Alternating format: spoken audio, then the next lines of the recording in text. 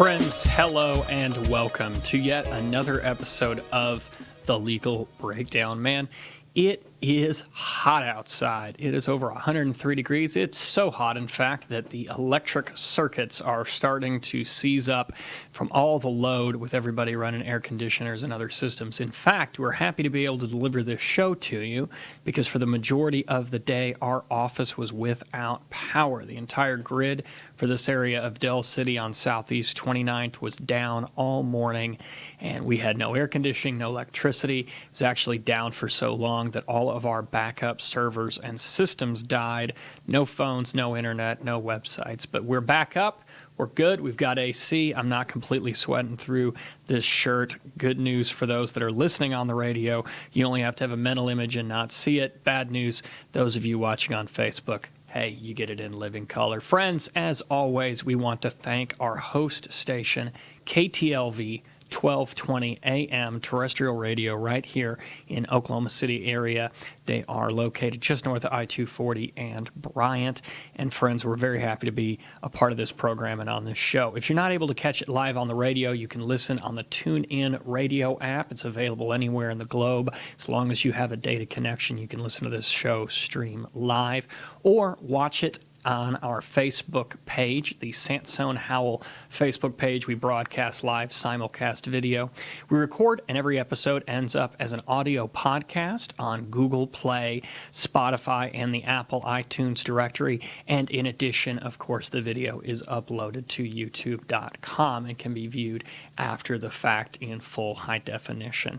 So friends, let's jump into today's topic. We got more to talk about than lack of air conditioning and the heat outside. We want to educate all of our viewers and listeners about their rights to appeal or have a case removed. So let's start out with some basic information, some definitions, so we're on the same page. You understand what I'm talking about when I say appeals or removals. An appeal, in the most general terms, is asking one court to review the decision of another court. Usually, obviously, that would be a lower court.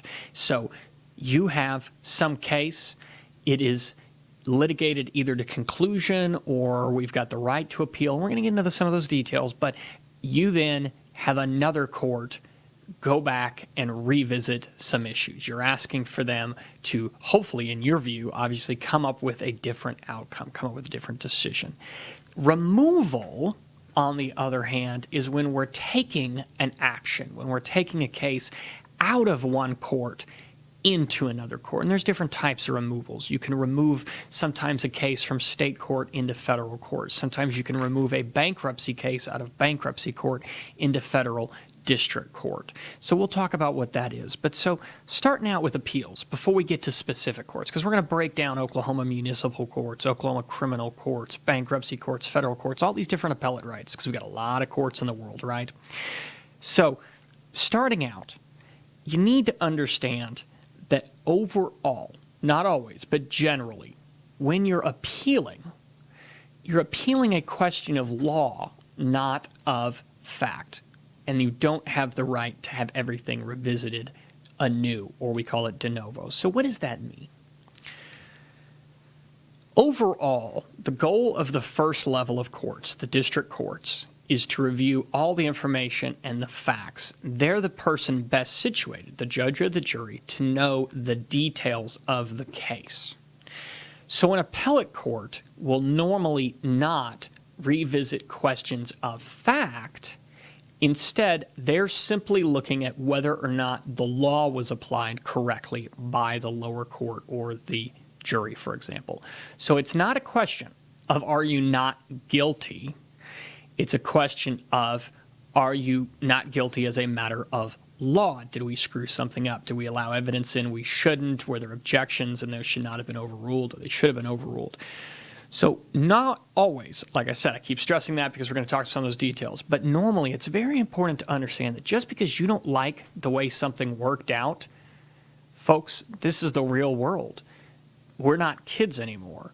Things have real consequences and everything has to have finality. There's a time and a place to raise the issues.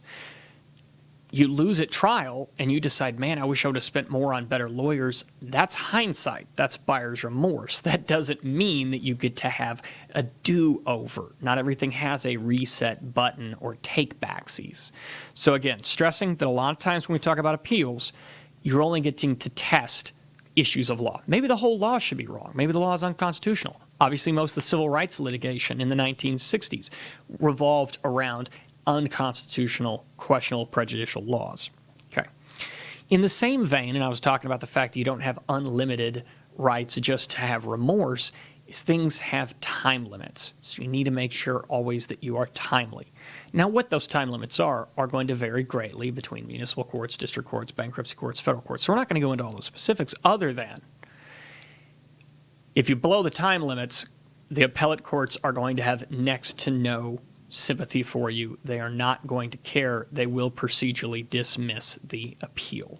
So if the rules say that you must perfect the appeal within the district court and have it filed and then have everything to the appellate court within 10 days, they mean 10 days. They don't mean 11, they don't mean 12, and they definitely don't mean 2 years. Not to knock on certain groups, but where I see this the most commonly wrong is criminal appeals. It's not uncommon for us to get questions or calls, possibly from someone who's already incarcerated with the Oklahoma Department of Corrections. Hey, I need to file an appeal. Well, when was your case? Oh, it was 5 years ago. No, they're going to dismiss that. They don't care. Similarly, if you've already had all of your appellate rights exhausted, you don't get to just go back and do it all over again. So timeliness, questions of law versus fact. Make sure that, you have a right to appeal. So we've already discussed sort of that there's issues of questions of fact versus law, but you don't always even have a right to appeal certain decisions at certain times. So in a civil case, you broadly need to wait till there's a final order or a final judgment to be appealing that. You can't just decide in the middle of the case that every single decision the judge makes, I don't like that, I want to start over. It needs to be something that is appealable, that you have a right. Now, we're not going to go too nuanced because obviously this show is designed for non-lawyers. But if you're in a divorce and there's a temporary order hearing and that doesn't go your way and you don't like it, you don't tell your lawyer, I want to appeal that. It's not the time. It's not a final decision. You're not going to get granted the right to appeal it, what's known as an interlocutory appeal. That's ridiculous. So not everything's appealable. Make sure you have a right to appeal. And then again, when your remedies are exhausted, they're exhausted. And we're going to run through what the chain of those remedies are. But at some point, everything in life has a final answer. There's always a game over. If you've gone to the United States Supreme Court and they've ruled on your case and you don't like the decision, there isn't another avenue. There's not another tier, another step. It's just the answer. And if they deny your appeal or don't want to take your appeal, it's still a final answer.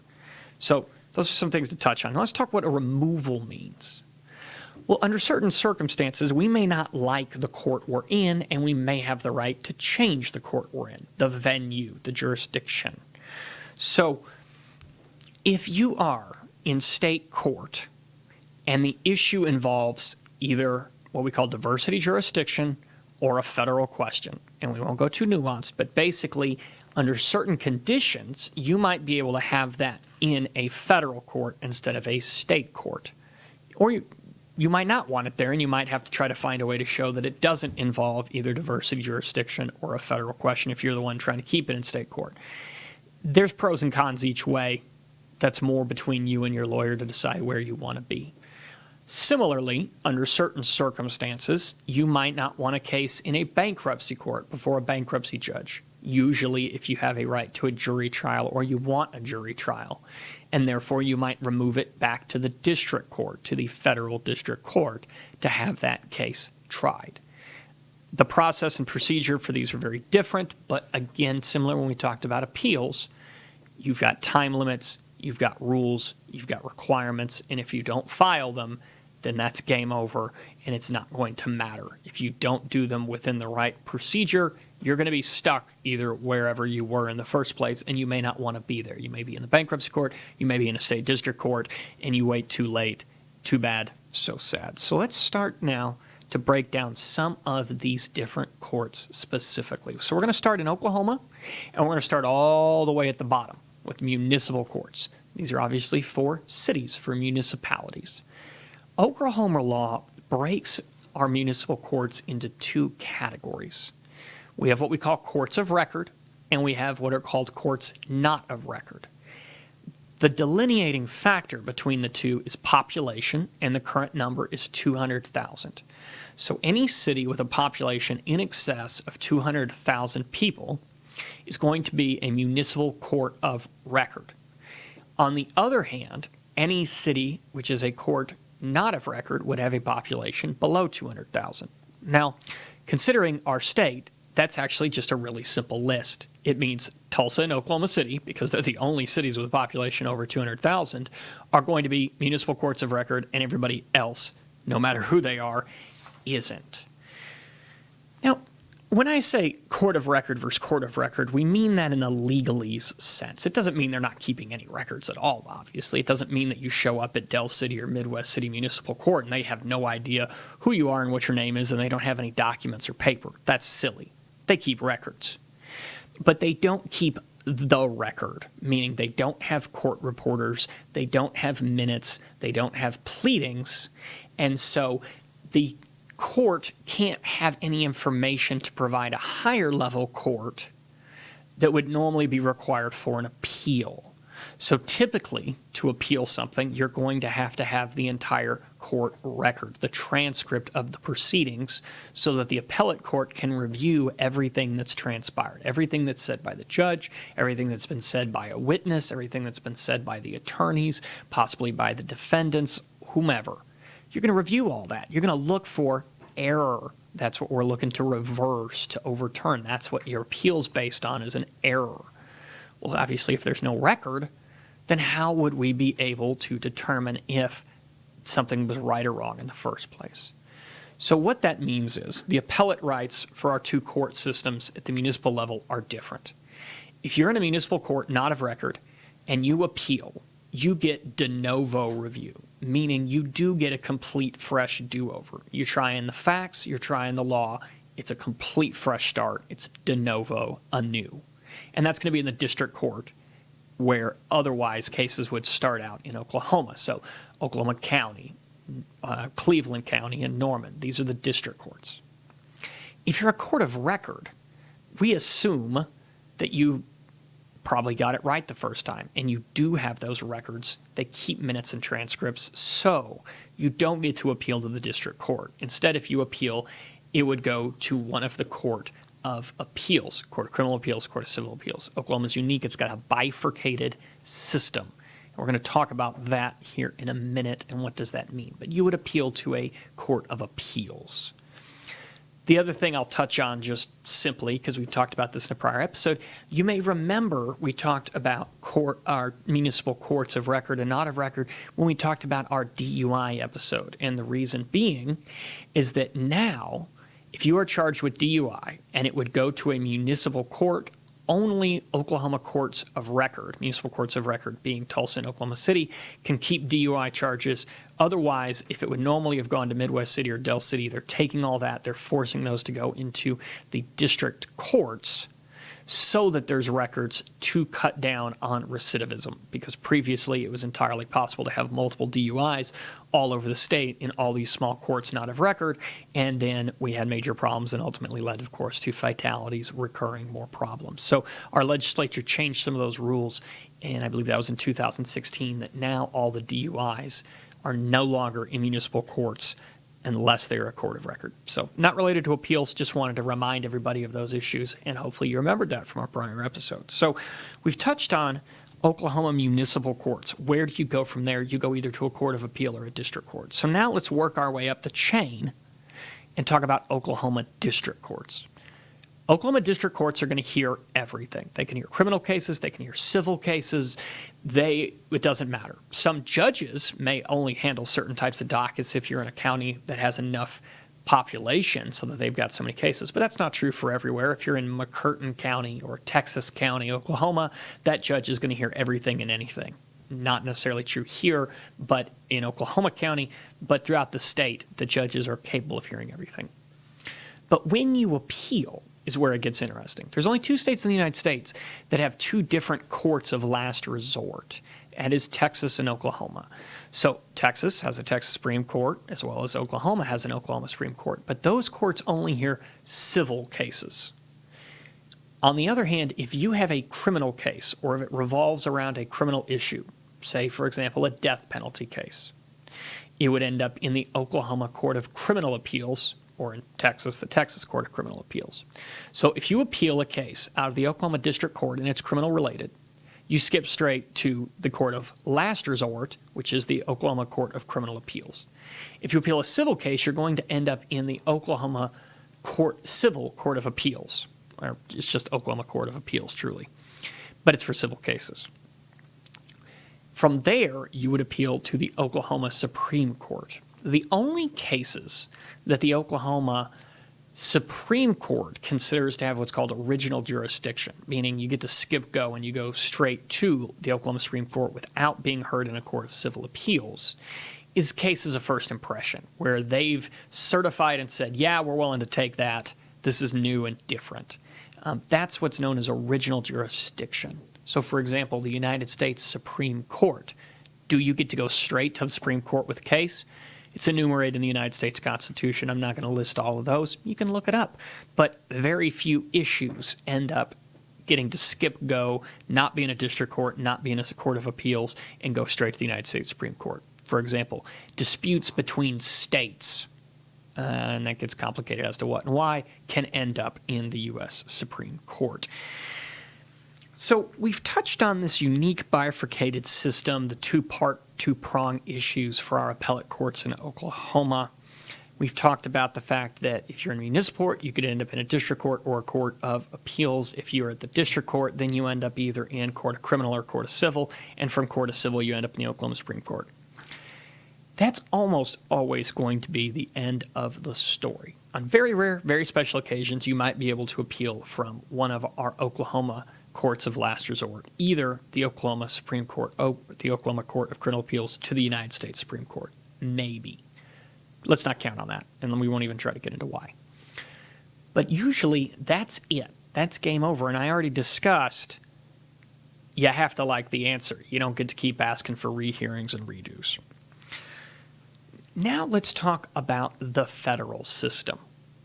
And I'll start with bankruptcy, then I'll move into the district courts. In bankruptcy, first off, under certain special unique conditions, you might have the right to remove part of that case, if it's litigation in bankruptcy, to a district court. That's removal. On the other hand, if you just have the right to appeal something, depending on where you live and are located, will depend on whether you're appealing to either a district court or to what's known as a bankruptcy appellate panel. So, different districts, federal circuits in the United States, have set up BAPs, bankruptcy appellate panels. The 10th Circuit is one that has done so. So, in the state of Oklahoma, we are situated in the 10th Circuit. That is the Court of Appeals located in Denver, Colorado. So if you appeal a case out of the Western District or Eastern District or Northern District of Oklahoma Bankruptcy Court, you have to decide, you have to elect whether you want to go to the BAP or you want to go to the district court. Or you can ask for it to be heard directly by the 10th Circuit. So basically, you got 3 choices. Now, first off, if you don't ask for it to be heard by the 10th Circuit and you make no election, you're going to the BAP. The default is you appeal, it's going to end up in the 10th Circuit Bankruptcy Appellate Panel, the BAP. If you ask for it to be heard by the 10th Circuit, they have to be willing to certify it. And I think in the last 3 years, there's been 2 or 3 cases total. So the odds are not good that they're going to take your case directly. If they deny taking it directly, they don't certify the appeal, it's going to go where you've elected either the district court or the BAP. And again, if you didn't bother to make an election for the district court or the BAP, you're ending up in the BAP. Otherwise, if you did say you'd like to be in the district court, you have the right to be in the district court. Generally speaking, you want to be in the BAP because the Bankruptcy Appellate Panel is composed of bankruptcy judges from different districts. They can't come from your own. So if you live in the Western District of Oklahoma and you appeal, it's going to be 3 judges from the BAP, none of which could be the judges in the Western District of Oklahoma.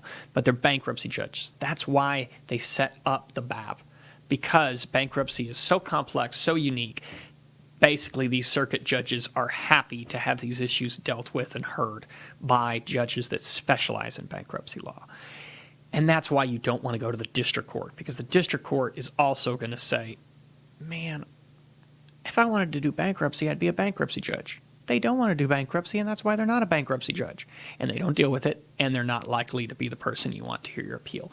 The only reasons I'd recommend specifically going to the district court instead of the BAP is if it's issues of state law or federal law that the district court may be more keenly knowledgeable on or specializing in compared to judges from out of state who would be serving on the BAP. So if your issue deals with an underlying issue of state law like Oklahoma law, maybe district court makes sense. Otherwise, you go to the BAP.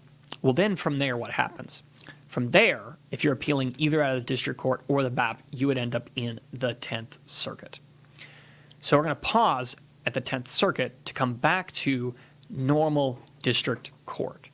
If you have any type of case at a federal level, criminal, civil, doesn't matter, it's going to be heard at the district court level. So if you live in Oklahoma, okay, you're going to be in the Western District of Oklahoma Federal District Court, United States District Court. If you are going to appeal, you would go to the 10th Circuit. If you live in Texas or Louisiana or Mississippi, you're going to go to the 5th Circuit Court of Appeals in Louisiana. If you live in virtually anywhere in the western half of the United States, you're in the 9th Circuit. Florida's the 11th, Maine's the 1st, Puerto Rico's also in the 1st, and so they get to deal with all the issues from the reorganization of Puerto Rico's bonds under promesa. So you've got all these different circuits courts. There's a total of 11. 1, 2, 3, 4, 5, 6, 7, 8, 9, 10, 11. Some of them have BAPs, some don't. We've talked about that. There's 2 more courts that are noteworthy that we want to touch on that are federal courts. There's the Circuit Court for D.C., United States Court of Appeals for the D.C. Circuit, and the United States Court of Appeals for the Federal Circuit. Well, those sound a little bit odd or weird. Keep in mind, D.C.'s a city. It's under the purview of the federal government. It's not technically part of any state, and so therefore it's not part of any other district. It doesn't fall into the 1st, the 9th, the 7th. They got their own Court of Appeals.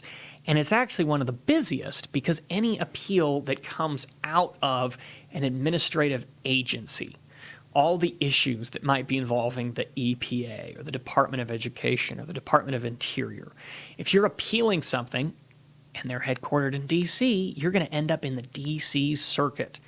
This is another reason we see D.C. Circuit Court judges very frequently moving to the United States Supreme Court. Case in point, Brett Kavanaugh previously served on the D.C. court. So it's very big, very busy. The federal circuit only reviews issues of specific subject matter jurisdiction, where the United States legislature, Congress, has said, okay, for these types of issues, these types of appeals, they're going to go to the federal circuit. Most namely, intellectual property rights, trademarks, patents. Those issues end up in the federal circuit. So, even if you had a situation where you're litigating on a patent and you live in Oklahoma, you don't go to the 10th Circuit, you go to the United States Court of Appeals for the Federal Circuit. It's a little weird, it's a little different, but hey, I don't make the rules. So we've discussed, you start out the district court, maybe start out in a BAP, you end up in one of these circuit courts. Okay. Those rights, all of those rights, I won't say are guaranteed to exist, but if the right exists, you're going to get your appeal. The next step up, though, is by no means an assurance, because the next step is the Supreme Court, the United States Supreme Court. People generally, especially lay people, media, TV, they always talk about, I'm going to keep appealing. I'm going to go to the Supreme Court. But it's actually relatively uncommon to have a case heard by the United States Supreme Court. They have to choose to take the case. So the first thing you do is you petition for certiorari, cert. So the court is going to decide whether cert is granted or cert is denied. If they deny cert, hey, sorry, Charlie, the court didn't take your case. Now, I will pause and mention one thing because, hey, we've got a moment and we're covering stuff in detail. There's technically one more right here you do have a right to. When you're before an appellate court, you don't have your case heard by every judge in that appellate circuit. You're going to have a panel almost always of 3 judges. Doesn't matter if it's the BAP, doesn't matter if it's the 10th Circuit. After they rule, you could ask for a rehearing of the case en banc, in bank, everybody. So it's possible that you get 2 cracks at the apple at a district or a circuit court level. You might be able to have it reheard by all of the judges and get a different opinion or a more solid opinion before you take it up to the Supreme Court. These aren't normal. That's why I didn't mention it the first go-round. It's a little bit interesting and unique. But it is technically possible to ask for a rehearing en banc. But going back, the United States Supreme Court, you have to have cert granted. There is usually about 3,000 to 4,000 petitions or so for cert every year, and they're only going to take a few hundred at most cases. So the odds are not good. The percentages are low that they will take your case. And frankly, that's good because as we've already discussed, the purpose here is questions of law. The Supreme Court really is looking for either a grave miscarriage of justice by a lower court, circuit court, or they're looking to resolve a circuit split. And what that means is case law can and does develop different in different areas. For example, in bankruptcy, the laws in the 9th Circuit, so California, are different than the laws in the 10th Circuit, which would be New Mexico, Kansas, Oklahoma. You get the idea. Well, eventually, if it's a big enough issue, and this has come up as an appeal in federal circuit courts, then the Supreme Court may decide to take the case so that we create the law of the land. We resolve this. Best example coming to memory in recent years, obviously, evolves around gay marriage. Some courts didn't want to take up the case. Some courts may have said, hey, a ban on gay marriage is lawful. Other courts, like the 10th Circuit, said, no, you can't preclude gay marriage. Finally, the United States Supreme Court took the case in the interest of determining what should be the law of the land. Last thing, we're running low on time. We got about 3 minutes left. I want to touch on, technically, those are the 13 courts that feed to the United States Supreme Court, but there's actually more. There's others. They're not officially federal circuit courts, which would be the numbered 1 through 11, D.C. and the federal circuit, but I will mention, especially because of where we're located right here next to Tinker Air Force Base, there is the United States Court of Appeals for the Armed Forces. So how does all that work? Of course, if you're in the military and you are prosecuted, it's under the UCMJ, Uniform Court of Military Justice. From there, any appellate rights would go to a court of appeals for your particular branch. So the United States Court of Appeals for the Army, United States Court of Appeals for the Air Force, that would feed to the United States Court of Appeals for the Armed Forces, which could also then feed to the United States Supreme Court. Again, not very common. A lot of times those issues don't go all the way that far for various reasons, but it can and does happen. Last little trivia factoid, just since we've got 1 minute left. You get more levels of appeals and greater protection for the death penalty in the military than in civilian courts. Number one, we mentioned you have 4 levels: the district court, the court of appeals for your branch, the court of appeals for the armed forces, and the Supreme Court. You only have the 3 typically if you're in state or federal court, because you'd have district court, a circuit court or appellate court, and then the Supreme Court, whether that's state or federal. But most namely, I'll mention there's not been an execution under the death penalty in the United States Armed Forces since the 60s, and the reason being, or at least I think one of the main reasons being, is that the commander-in-chief, in other words, the President of the United States, must sign off on the death warrant. So whereas at a state level, the governor just has to do nothing and someone will be executed, but they have the right to stay the appeal or to overturn or commute the sentence. They can sit back and someone can be put to death, Texas, Oklahoma. At the federal level, they must make a very proactive step. Otherwise, that death penalty sentence is not carried out. And so that has not happened for quite a long time. Friends, we have touched on a ton of information. It's been a great episode. Be safe, stay cool. I'm Jason Sansone on The Legal Breakdown.